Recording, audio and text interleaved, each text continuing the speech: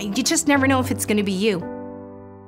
I didn't know I had a heart condition until I was in my mid-20s.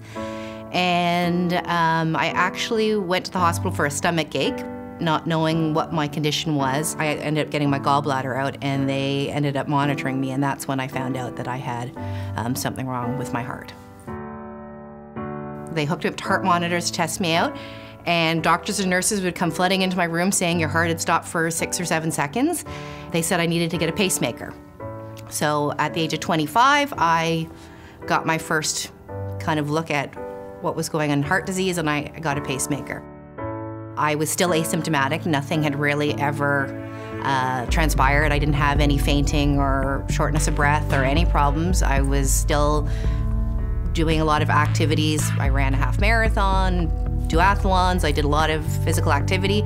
And then 2 years ago, I was playing tennis with my neighbor, and I collapsed on the tennis court. And they could tell from my pacemaker that my heart was beating about 300 beats per minute and that I was probably going into VTAC. So I got an ICD put in just 2 years ago.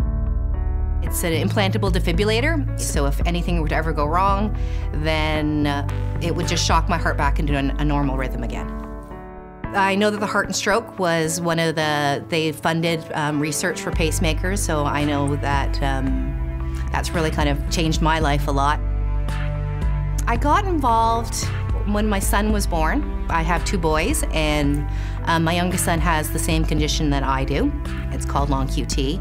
The second he was born, they had actually taken him and straight to sick kids, and I knew instantly that there was something that wasn't right with him. When he got diagnosed, I wanted to get involved. I wanted to make sure that, you know, his path was a smoother and better path. His cardiologist is Dr. Hamilton, who I know is a heart and stroke funded researcher. You know, when they first told me the news that there was something wrong with Andrew, like tears were streaming down my face. And he said, "Why are you crying?" And I said, "You know, just you want him to be so healthy and great." And he said, "Well, haven't you had a great life? Haven't you been active and doing stuff?" And I said, "Yeah." And he's just like, "It's gonna be the same for him."